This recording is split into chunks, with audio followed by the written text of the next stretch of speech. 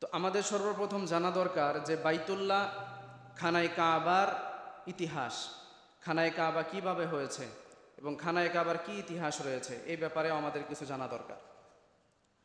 তো খানায় কাবা ইতিহাস ঘাটতে গেলে সর্বপ্রথম আমাদের যে জিনিসটা জানার বেশি প্রয়োজন হয়ে দাঁড়ায় সেটা হলো এই খানায় কাবা সৃষ্টি করার পূর্ব মুহূর্তেও, যেহেতু আমরা জানি যে পৃথিবীর মধ্যে সর্বপ্রথম ঘর হলো খানায় কাবা অর্থাৎ বাইতুল্লাহ শরীফ, এটাই প্রথম ঘর।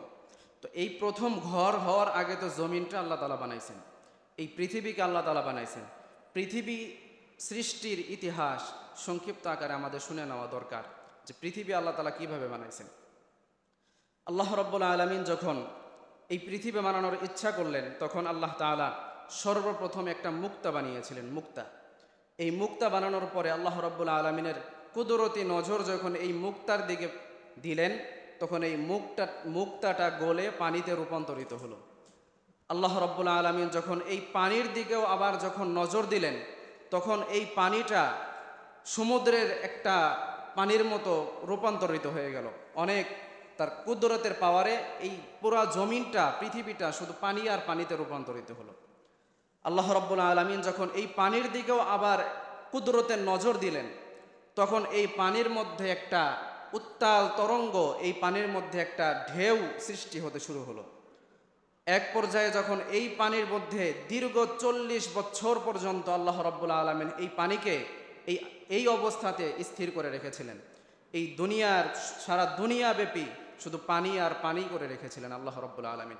40 দিন একাধারে পানির এই অবস্থা থাকার পরে এই পানির মধ্য থেকে, এই পুকুরের মধ্যে যেরকম বুদবুদ ওঠে নিচ থেকে, এরকমভাবে এই বুদবুদ উঠতে শুরু করলো।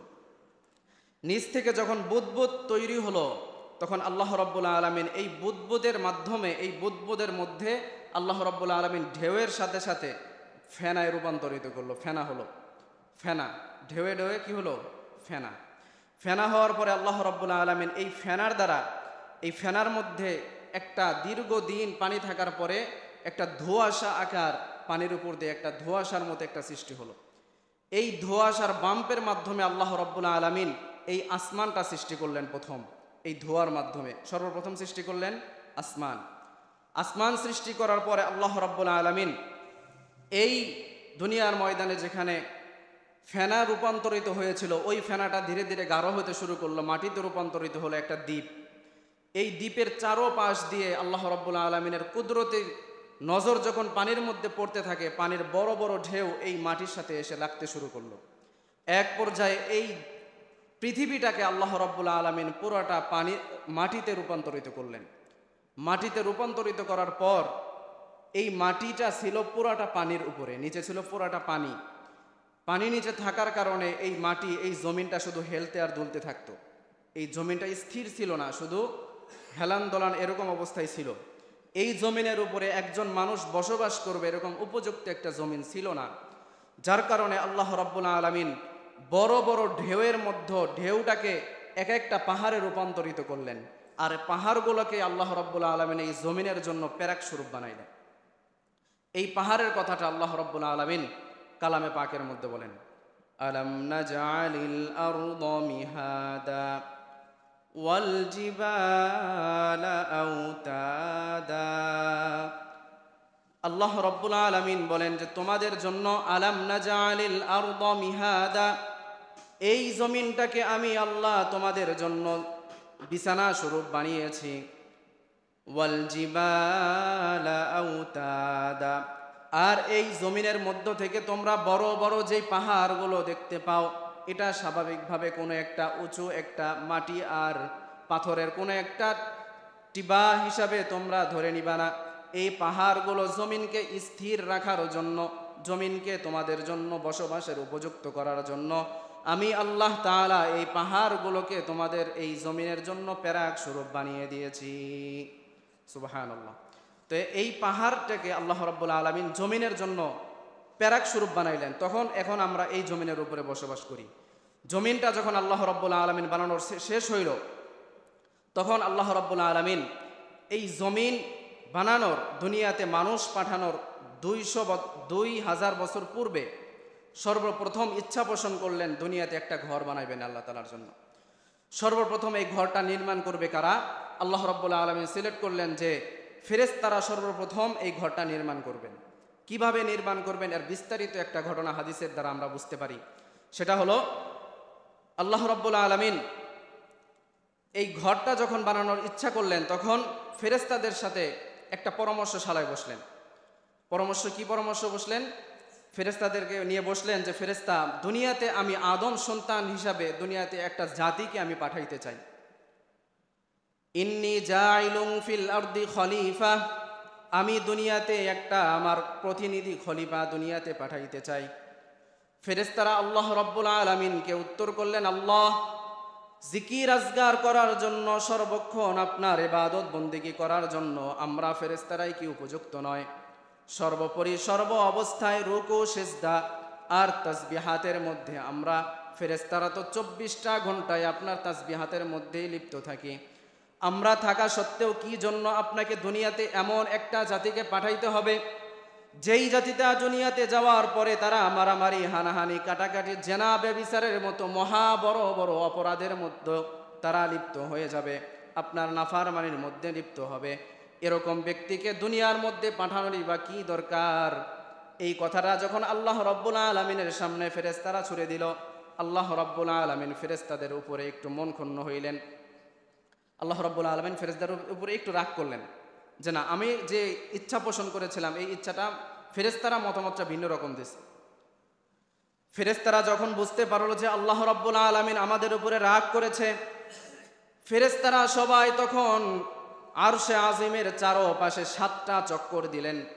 দেওয়ার পরে আল্লাহ রাব্বুল আলামিনের সামনে নত হয়ে আল্লাহ রাব্বুল আলামিনের কাছে ক্ষমা চাইতে শুরু করলেন, মাবুদ, আমাদের ভুল হয়েছে, আমাদের অপরাধ হয়েছে, আমাদেরকে মাফ করে দেন। আপনি যেই ইচ্ছা পোষণ করেছেন এটাই ঠিক আছে।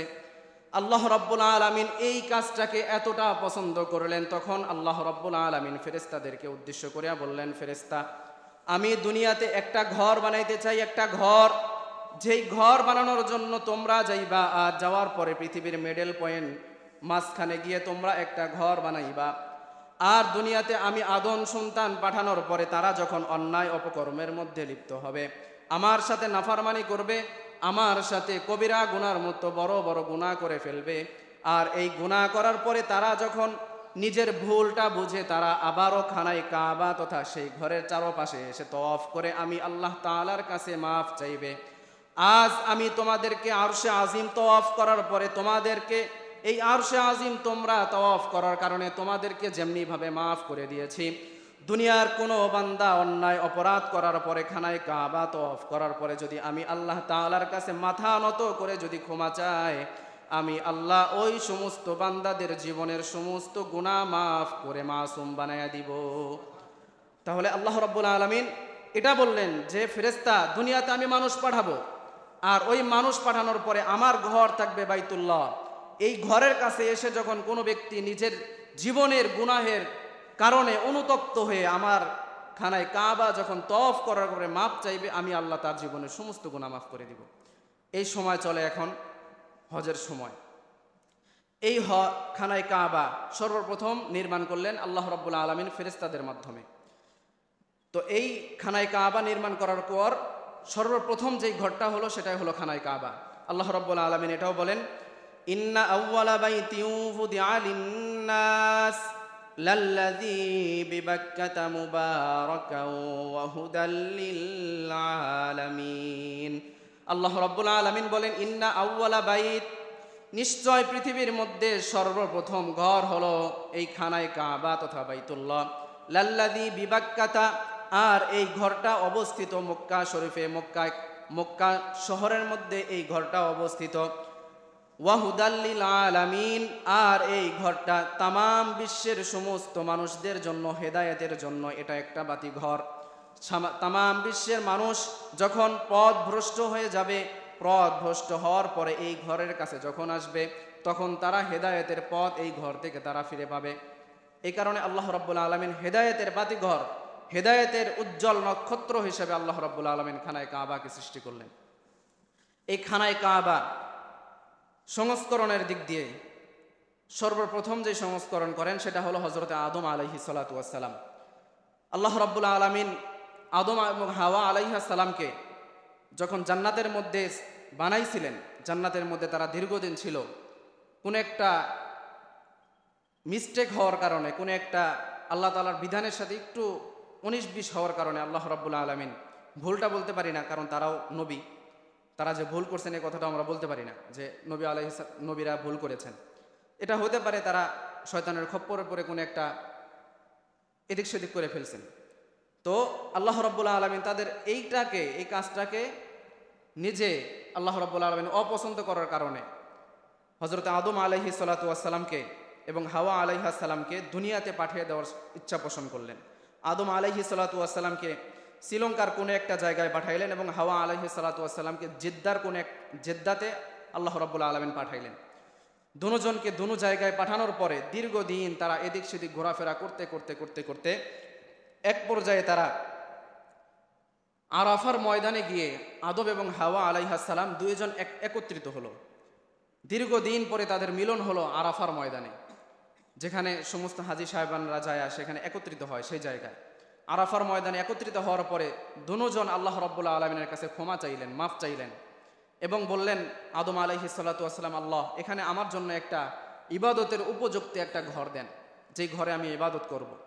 আল্লাহ রাব্বুল আলামিন আদম এবং হাওয়া আলাইহিস সালামের জীবনের গুনাহ মাফ করলেন, তাদেরকে খতাগুলোকে আল্লাহ তাআলা মোচন করলেন এবং তাদের দোয়াকেও কবুল করলেন। কবুল করার পরে দ্বিতীয়বার সংস্করণ এই আদম আলাইহিস সালাতু ওয়াস সালামের মাধ্যমে খানায়ে কাবার সংস্করণটা করা হয়।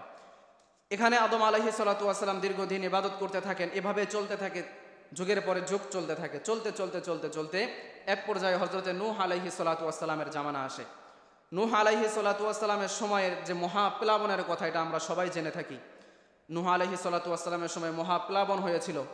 আর এই প্লাবনের কারণে আল্লাহ রাব্বুল আলামিন খানায়ে কাবার পৃথিবীর কোনো একটা অংশ পর্যন্ত অক্ষুণ্ণ ছিল না, সমস্ত কিছু ভেঙে চুরে সব মাটির সাথে একদম মিশে গিয়েছিল।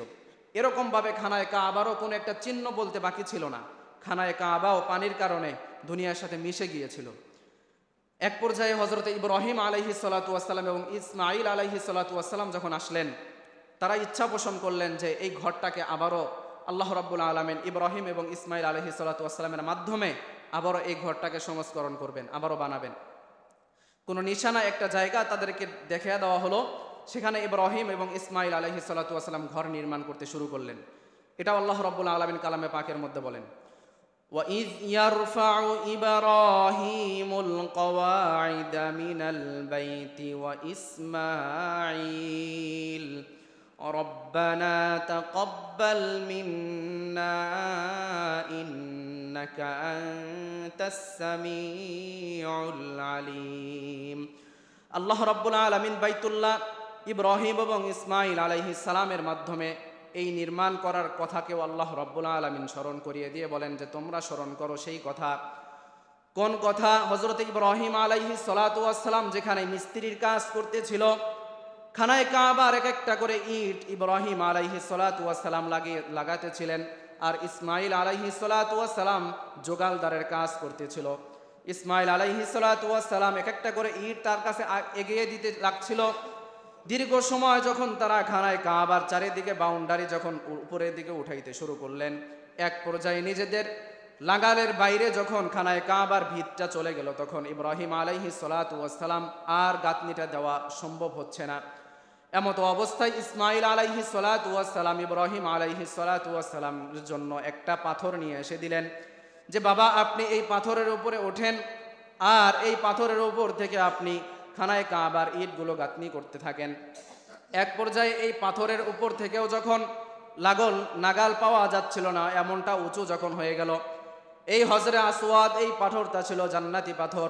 আল্লাহ রাব্বুল আলামিন এই পাথরের মধ্যে এমন একটা মুজিজা তখন দিয়ে দিলেন, যখন যতটুকু যে জায়গায় যাওয়ার প্রয়োজন হলো, যতটুকু উপরে ওঠার প্রয়োজন ছিল, যতটুকু ডানে যাওয়ার প্রয়োজন ছিল, বামে যাওয়ার প্রয়োজন ছিল, এই পাথরটা ইব্রাহিম আলাইহিস সালাতু ওয়াস সালামকে নিয়ে উপরে নিচে ডানে বামে সব জায়গায় লিফটের মতো কাজ করতে শুরু করে দিল।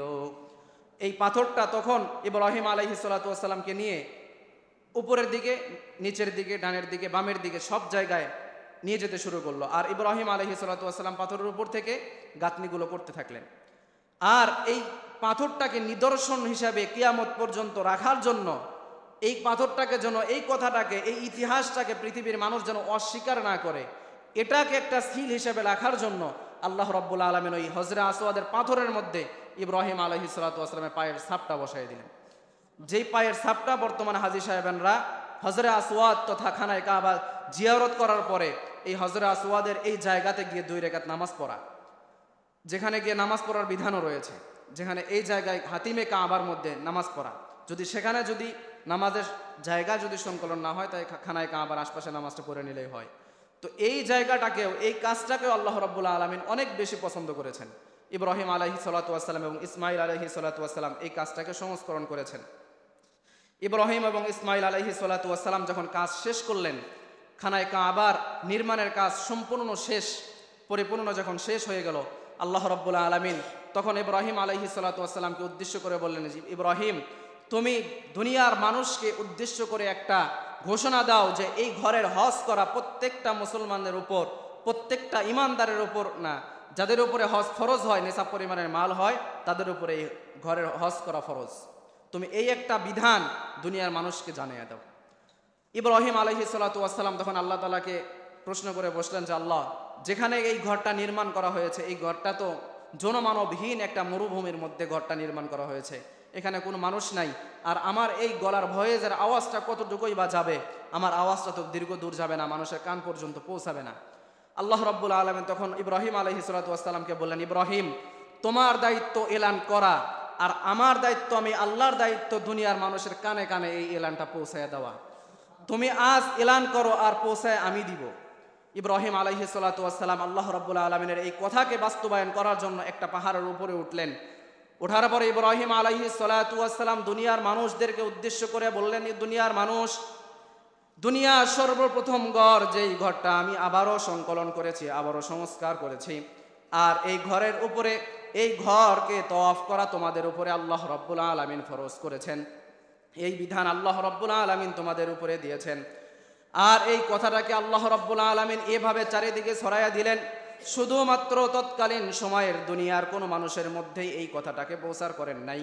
আল্লাহ রাব্বুল আলামিন রূহের জগৎ পর্যন্ত এই কথাটাকে, কিয়ামত পর্যন্ত যতগুলো মানুষ দুনিয়ার ময়দানে আসবে, সমস্ত মানুষের কানে কানে ইব্রাহিম আলাইহিস সালাতু ওয়াস সালামের এই কথাটাকে পৌঁছাইয়া দিলেন, যার কারণে দুনিয়ার ময়দানে যতগুলো মানুষ আসবে, আর ওই ইব্রাহিম আলাইহিস সালাতু ওয়াস সালামের এই ডাকটা যাদের কান পর্যন্ত পৌঁছাইছে, কিয়ামতের আগে একবার হইলেও ওই ব্যক্তি খানায় কাবা জিয়ারত করার জন্য যাবে, আর সেই জায়গায় গিয়ে বলবে, এই হাজী সাহেবরাই সেখানে গিয়ে বলবে, লাব্বাইক আল্লাহুম্মা লাব্বাইক, আমি উপস্থিত, আল্লাহ আমি উপস্থিত, আপনার ডাকে সাড়া দিয়ে আমি খানায় কাবায় উপস্থিত হয়েছি। এটা হযরত ইব্রাহিম আলাইহিস সালাতু ওয়াস সালামের ডাকে সাড়া দিয়ে, আল্লাহ আমি খানায় কাবার মধ্যে উপস্থিত হয়েছি। এটা হযরত ইব্রাহিম আলাইহিস সালাতু ওয়াস সালামের ডাকে সাড়া দিয়ে এটা আমরা দোয়া করতে পারি, যেন আমাদেরকে ওই ভাগ্যবান ব্যক্তিদের মধ্যে থেকে আল্লাহ রাব্বুল আলামিন আমাকে আপনাকেও যেন এই কবুল করে নেয়, ওই খানায় কাবায় আমি আপনিও যেন যেতে পারি। আল্লাহ রাব্বুল আলামিন আমাদের সবাইকে যেন কবুল করেন, আমরা সবাই বলছি আমিন। এই খানায় কাবাটা শুধুমাত্র নির্মাণ সংস্কার এটাই শুধু হয়েছে এমনটা না, এই খানায় কাবা ধ্বংস করার পিছনে, এই খানায় কাবা একদম নিষ্পেষণ করে দেওয়ার পিছনে, এই খানায় কাবা দুনিয়াতে না থাকুক এর পিছনেও ষড়যন্ত্র অনেকবার হয়েছে। সর্বপ্রথম যে এই খানায় কাবা ভেঙে দেওয়ার পিছনে ষড়যন্ত্র করা হয়েছিল, সেটা হলো ইয়ামেনের বাদশাহ তথা আবরাহার নেতৃত্বে একবার এই খানায় কাবা ধ্বংস করার পিছনে একটা ইতিহাস রয়েছে। সেটা কেমন? বলা হয়, ইয়ামেনের বাদশাহ আবরাহা, সে তৎকালীন সময়ে চিন্তা করত যে দুনিয়ার চারপাশ থেকে সমস্ত মানুষগুলো এই খানায় কাবা একটা ঘর, এই ঘরটাকে শুধুমাত্র চারিদিকে একটা বাউন্ডারি, এই ঘরকে জিয়ারত করার জন্য পৃথিবীর সমস্ত প্রান্ত থেকে সেই জায়গায় যায়। এটা আমার ভিতরে এটা তার ভালো লাগতো না, যে না এটা কেন যায়, দুনিয়ার মানুষ সবাই এই ইয়ামেনের মধ্যে আসবে, আমি একটা গির্জা বানাবো। অন্য একটা রেওয়াতে আছে যে আমি একটা খানায় কাবা, তো অনুরূপ একটা খানায় কাবা বানাবো, দুনিয়ার মানুষ ইয়ামেনে আসবে, আমার জায়গাতে এসে তওয়াফ করবে, মক্কাতে যাবে না। তার এটা পরিকল্পনা করলো, পরিকল্পনা মাফিক সে একটা বড় গির্জা বানাইলো ইয়ামেনের মধ্যে, বড় গির্জা। অন্য একটা রেওয়াতে যে বড় একটা এই খানায় কাবার মতো হুবাহু কপি একটা ঘর বানাইলো, কাবার মতোই ঘর আর একটা বানাইলো। বানানোর পরে সে সব মানুষদেরকে বলতে থাকলো যে খানায় কাবার যাওয়া বাদ দিয়ে তোমরা সবাই ইয়ামেনের এই জায়গায় গির্জাতে এসে তোমরা সবাই এই তওয়াফ করতে থাকো। তখন দুনিয়ার মানুষের কানে কানে যখন এই কথাটা চলে গেল, কুরাইশ বংশের কানেও এই কথাটা চলে গেল। কুরাইশ বংশের কিছু যুবক তখন এই খানায় কাবা, ওই ইয়ামেনের বানানো এই বাদশাহ আবরাহার বানানো এই ঘরের মধ্যে গিয়ে তারা পায়খানা করে দিল। শুধুমাত্র পায়খানা করছে এমনটা না, এই পায়খানাটা নিয়ে প্রত্যেকটা দেয়ালে দেয়ালে এদিক সেদিক লেপটে দিল। ঘরের মধ্যে তার এই ইয়ামেনের এই ঘরের মধ্যে এদিক সেদিক লেপটিয়ে দিল।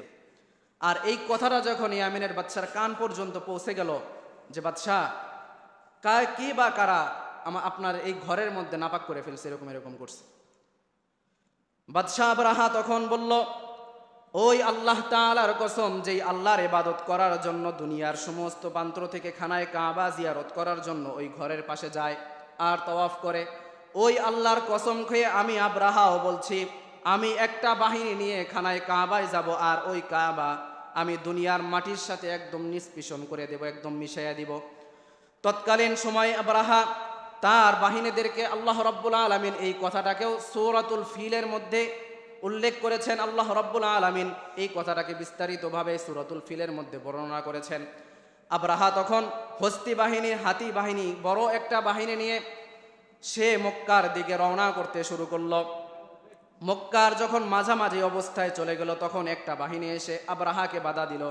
এই বাধা থেকে তারা অতিক্রম করে খানায় কাবার নিকটবর্তী স্থানে চলে গেল। যাওয়ার পরে আবরাহা তার উজির নাজিরদেরকে উদ্দেশ্য করিয়া বলল যে তোমরা একটু মক্কার ভিতরে যাও। যাওয়ার পরে মক্কার ভিতরে খবর নিবা, এই মক্কার ভিতরে মান্যগণ্য ব্যক্তি কারা, ভালো প্রভাবশালী ব্যক্তি কারা, তাদের সাথে পরামর্শ করবা আর বলবা তারা যদি আমার সাথে যুদ্ধ করতে চায় তাহলে আমি যুদ্ধই করতে পারবো, আমি যুদ্ধ করতে প্রস্তুত আছি। আর যদি তারা চায় যে না আমরা যুদ্ধ করতে চাই না, তারা যেন এই মক্কা শরীফ, মক্কার আশপাশে এলাকাটা যেন তারা ছেড়ে দেয়, তাহলে আমি এখানে যুদ্ধ করার জন্য আসি নাই, শুধুমাত্র খানায় কাবাটা ভাঙবো আর আমি এখান থেকে চলে যাব, আমি এতটুকুই কাজের জন্য আসছি। তখন একজন মানুষ গেল মক্কার ভিতরে, যাওয়ার পরে বড় বড় ব্যক্তিদের ব্যাপারে খোঁজ নেওয়ার পরে একজন ব্যক্তির নাম আসে, সেটা হলো নবী আলাইহিস সালাতু ওয়াস সালামের দাদা আব্দুল মুত্তালিব। তার নামটা আসলো যে সেই এই খানায় কাবার দায়িত্বে আছে আর সেই সবচাইতে সম্মানিত ব্যক্তি। সেই ব্যক্তি তার কাছে গেল, যাওয়ার পরে আব্দুল মুত্তালিবের কাছে প্রস্তাব করলো, তুমি যদি যুদ্ধ করতে চাও তাহলে যুদ্ধ করার জন্য আবরাহা প্রস্তুত আছে, আর যদি যুদ্ধ না করতে চাও তাহলে খানায় কাবা ছেড়ে দাও, চলে যাও, খানায় কাবা ভেঙে চলে যাবে। তখন আব্দুল মুত্তালিব এদিক থেকে আবরাহা খানায় কাবা মক্কার আব্দুল মুত্তালিবেরও 200 উট জব্দ করে নিয়েছিল এবং মক্কার ভিতরে বিভিন্ন মানুষের অনেক জিনিসপত্র ছিনতাই করে নিয়েছিল। এক পর্যায়ে আব্দুল মুত্তালিব বলল, আমার এমন কোনো সমর্থ নাই যে আমি আবরাহার সাথে আমি যুদ্ধ করব, এরকম সমর্থ আমার নাই, আমি খানায় কাবা ছেড়ে দিচ্ছি, আমরা দূরে চলে যাচ্ছি, আবরাহা যা করা সেটা করে যাবে। তখন বলতেছে তোমাকে আবরাহার কাছে যেতে হবে, চলো। আবরাহার কাছে আব্দুল মুত্তালিবকে নিয়ে আসা হলো, কিন্তু আব্দুল মুত্তালিবের চেহারা সুঠাম দেহের অধিকারী এমনটা ছিল, এমন তার দেহের অবস্থা ছিল যে আবরাহা দেখার পরে সে আর ওই চেয়ারে বসে থাকতে পারে নাই। তখন সে চিন্তা করলো এই ব্যক্তিকে নিচে বসে আমি উপরে বসে থাকা আমার জন্য এটা শোভা পায় না। তখন এই চেয়ারও ছিল একটা, যার কারণে এই চেয়ারের ভিতরেও বসাইতে পারে নাই, যার কারণে আবরাহা এই চেয়ার থেকে নেমে এসে দুজন চটে বসে পরামর্শ শুরু করলো। পরামর্শের মধ্যে বলল যে তুমি যদি যুদ্ধ চাও যুদ্ধ করব, অন্যথায় তুমি কি চাও সেটা বলো। আব্দুল মুত্তালিব বলে, আমার কোনো চাওয়া নাই, আমার চাওয়া একটাই, তুমি আমার উটগুলো নিয়েছো, আমার উটগুলো আমাকে ফেরত দাও, আর তুমি যদি খানায় কাবা ভাঙবা না কি করবা আমি খালি করে দিচ্ছি, তুমি সেটা করো গিয়ে। আব্দুল মুত্তালিবের এই কথা শুনে আবরাহা তখন দাঁড়িয়ে গেল আর বলল, তোমাকে অনেক বুদ্ধিমান মনে করেছিলাম, অনেক যুক্তিক ভালো একজন নেতা মনে করেছিলাম, কিন্তু তুমি তো বোকা, তুমি তোমার উট চাও কিন্তু তোমাদের যেই পূর্বপুরুষদের থেকে ঐতিহ্য খানায় কাবা, এই খানায় কাবা তোমরা ধরে রাখতে চাও না। তখন আব্দুল মুত্তালিব বলে যে উটের দায়িত্ব আমার, উটের মালিক আমি, উটের হেফাজত করার দায়িত্ব আমার, আর আমিই করব, খানায় কাবার মালিক আল্লাহ, ওই আল্লাহ যদি চায় তার ঘর রক্ষা করবে তাহলে সেই আল্লাহই রক্ষা করবে, আমার ওই দায়িত্ব না। তখন আব্দুল মুত্তালিবের উটগুলো ফেরত দেওয়া হলো। আব্দুল মুত্তালিব সবাইকে এলান করলো, তোমরা সবাই এই কাবার আশপাশ ছেড়ে তোমরা চলে যাও। সবাই দূর দূরান্তে চলে গেল। কয়েকজন মানুষ নিয়ে খানায় কাবার দুয়ারের সামনে গিয়ে আব্দুল মুত্তালিব দাঁড়িয়ে আল্লাহ তাআলাকে ডাক দিয়ে বললেন, আল্লাহ, আমার এমন শক্তি নাই বর্তমান সময়ে এদের সাথে যুদ্ধ করার মতো, আমি লজ্জিত, অপমানিত, দুনিয়ার মধ্যে এরকম আমার বাহিনী নাই তাদের সাথে লড়াই করার মতো। আপনার ঘর আপনার কাছে জিম্মায় রেখে আমিও চলে যাচ্ছি। দূর পাহাড়ে আব্দুল মুত্তালিব চলে গেল, আর এদিক থেকে আব্রাহা বাহিনী, এই হস্তি বাহিনী নিয়ে যখন সামনের দিকে আসতেছিল, এই হস্তি বাহিনীগুলো খানায় কাবার দিকে যখন নেওয়া হয় তখন তারা খানার কাবার দিকে যায় না, অন্যদিকে যখন মুখ করা হয় তখন অন্যদিকে যায়। এক পর্যায়ে খানায় কাবার দিকে হস্তি বাহিনীকে রেখে তারা পায়ে হেঁটে তার বাহিনীগুলো খানায় কাবার দিকে অগ্রসর হতে শুরু করলো। আল্লাহ রাব্বুল আলামিনের খেলা ছিল। আল্লাহ রাব্বুল আলামিন আবাবিল পাখি, মেঘের মতো একটা ছায়ার মতো একটা বড় ছোট্ট ছোট্ট পাখির মুখ এবং দুই পায়ে সরিষার দানা পরিমাণ, বুট পরিমাণে ছোট্ট ছোট্ট পাথরের টুকরো দিয়ে আল্লাহ রাব্বুল আলামিন আবাবিল পাখি পাঠাইলেন।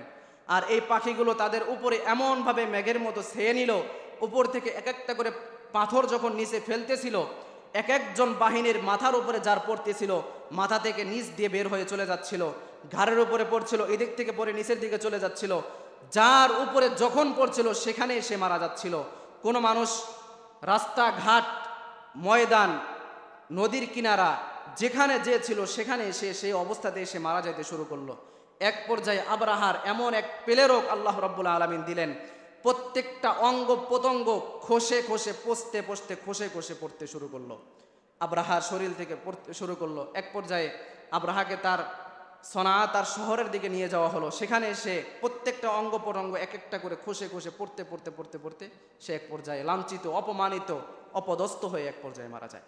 আল্লাহ রাব্বুল আলামিন খানায় কাবাকে নিজ কুদরতে, নিজ হাত দ্বারা খানায় কাবাকে হেফাজত করেছিলেন। তো সেই খানায় কাবা আমাদের মধ্যে বর্তমান সময়ে এখনও আছে।